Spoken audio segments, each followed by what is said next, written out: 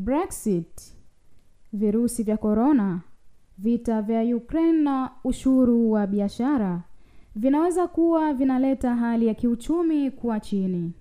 Lakini licha ya changamoto hizi, uchumi wa dunia unakadiriwa kuendelea kukua kwa kasi katika miongo michache ijayo. Kufikia 2050, soko la kimataifa linakadiriwa kuongezeka maradufu. Licha ya utabiri wa Umoja wa Mataifa kwamba idadi ya watu duniani itaongezeka tu kwa 26%. Ukuaji huu utaleta mabadiliko mengi, ingawa unaweza kuwa na changamoto kutabiri, hasa jinsi siku zijazo zitakavyotokea. Wanauchumi wengi wanakubaliana juu ya jambo moja: masoko ya leo yanayoendelea yatakuwa mataifa makubwa ya kiuchumi ya kesho. Kulingana na ripoti ya The World ya mwaka 2050 ya kampuni ya kimataifa ya huduma za kitaalamu PwC, katika miaka 30, mataifa 6 kati ya mataifa 7 yenye uchumi mkubwa zaidi duniani yatakuwa nchi zinazoibuka kiuchumi leo. Na kupitia Marekani ikishuka kutoka nafasi ya 2 hadi ya 3, Japani ikishuka kutoka nafasi ya 4 hadi ya 3, na Ujerumani kushuka kutoka nafasi ya 5 hadi 9. Hata nchi zenye uchumi mdogo kama Vietnam, Ufilipino na Nigeria zitaona ukuaji mkubwa katika viwango vyao katika miongo mitatu ijayo kulingana na ripoti hiyo.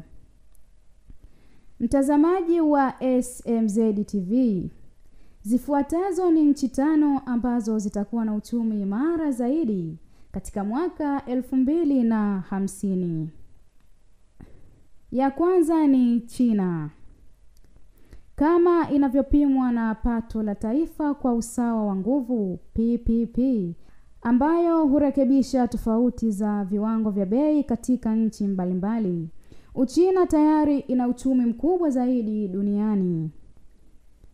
Nguvu hiyo bara la Asia imeona mafanikio makubwa ya kiuchumi katika muongo mmoja uliopita, lakini wanauchumi wanaahidi kwamba huo ni mwanzo tu wa mafanikio makubwa siku zijazo.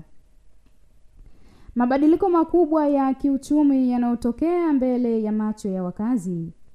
Nyumba yangu kwa miaka michache iliyopita, hifadhi ya viwanda vya Suzhou, ni paradiso ya mijini inayometa na maduka makubwa, mbuga, mikahawa na trafiki.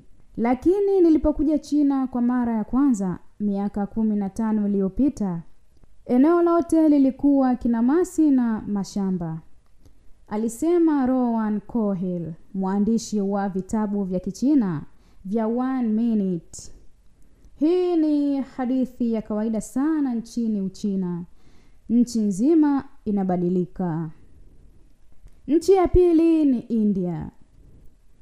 Ikiwa nchi ya pili kwa idadi ya watu duniani, inatarajiwa kuona ukuaji mkubwa katika miongo mitatu ijayo. Wastani wa ukuaji wa 5% katika pato la taifa kila mwaka, kulingana na ripoti, na kuifanya kuwa ya uchumi unaokua kwa kasi zaidi duniani. Kufikia 2050, India inakadiriwa kuwa na uchumi wa pili kwa ukubwa duniani ikipita Marekani, na itachangia 15% ya ujumla wa pato la taifa. Matokeo chanya ya ukuaji huo tayari yameanza kuleta athari kwa wakazi. Kuanzia mwisho wa karne ya 20 na mwanzo wa 21, nimeona India ikibadilika mbele ya macho yangu, alisema mzaliwa wa Saurabi Jindal, anayeendesha programu ya Talk Travel. Kukua kwa uchumi kumesababisha mabadiliko mengi katika mitindo ya maisha ya watu, kutoka kwa vibes katika jiji hadi mitazamo katika jamii, na hatimaye matembezi na mazungumzo ya jumla ya nchi na wakazi wake. Kwa mfano, Kumekuwa na uboreshaji mkubwa katika ubora wa television, simu za rununu na chapa za magari katika kipindi cha miaka 15 iliyopita, alisema. Wakati usafiri wa anga umezidi kupatikana na nyumba zimekuwa za fahari zaidi na tajiri. Brazil. Nguvu hii ya Marekani ya Kusini inatazamiwa kuwa ya 5 kwa uchumi mkubwa duniani ifikapo 2050, ikizipita Japan, Ujerumani na Urusi katika mchakato huo. Kwa wingi wa maliasili, uchumi wa Brazil umekuwa kwa kasi katika miongo michache iliyopita, lakini inakabiliwa na changamoto huku ikipambana kukabiliana na ufisadi serikalini na mfumuko wa bei ambao umeikumba nchi hiyo katika miaka ya hivi karibuni. Baadhi ya changamoto zimewezesha Brazil kuwa mtumiaji wa mapema wa teknolojia. Katika nchi nyingi zinazoendelea, ukuaji wa juu unasababisha mfumuko mkubwa wa bei kama matokeo ya gharama kubwa ya kulinda pesa dhidi ya mfumuko wa bei. Brazil ikawa waanzilishi wa fintech, alisema mwanamikakati wa tamaduni Analisa Nash Fernandez, ambaye hapo awali aliishi Sao Paulo.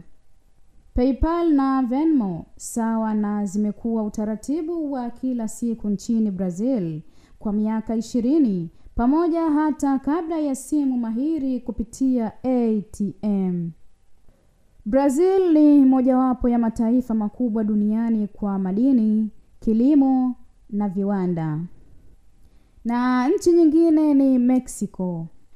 Kufikia 2050, Mexico iko tayari kuwa uchumi wa 7 kwa ukubwa duniani, ikiruka juu nafasi 4 kutoka nafasi ya 11 ya sasa katika viwango. Kuzingatia viwanda na mauzo ya nje kumesababisha ukuaji wake mkubwa katika miaka ya hivi karibuni, ingawa hali ya sasa ya uchumi imezuia mapato zaidi. Ukipata fursa na kufanya kazi kwa bidii, unaweza kuimarika zaidi. Huduma ya afya na usafiri ni nafuu zaidi hapa kuliko ilivyo Marekani, Kanada na Ulaya. Nilikuwa Mexico City tu na gharama ya aba kwenda popote jijini ilikuwa $4 hadi 10, takriban €3 hadi €8, alisema Marekani Susan Askins, mhariri mkuu wa International Living, ambaye kwa sasa anaishi Merida, Yucatan. Kama ilivyo kwa nchi nyingi zinazoendelea kiuchumi, miundombinu na hali ya barabara inaweza kuwa changamoto, lakini serikali imezindua tu uwekezaji wa miundombinu wa bilioni 44 kulingana na Reuters, utakaotumika katika miaka 4 ijayo. Nigeria, moja ya nchi zenye uchumi mkubwa zaidi barani Afrika, Nigeria inakaribia kukua kwa kiasi kikubwa ifikapo 2050 kwa wastani wa 4.2, ikipanda nafasi 8 kutoka nafasi ya 22 hadi kufikia nafasi ya 14 chini ya viwango. Wakati serikali ikipambana na ufisadi, wakazi wana tabia ya ujasiriamali ambayo inaendelea kusukuma nchi mbele. Kulingana na data ya Global Entrepreneurship Monitor, zaidi ya 30% ya wakazi wa Nigeria ni wajasiriamali wapya au wamiliki kati ya kiwango cha juu zaidi duniani. Na huo ndio mwisho wa makala yetu nzuri ya uchumi, ikisimuliwa na mimi Farashu Abdallah wa SMZ TV.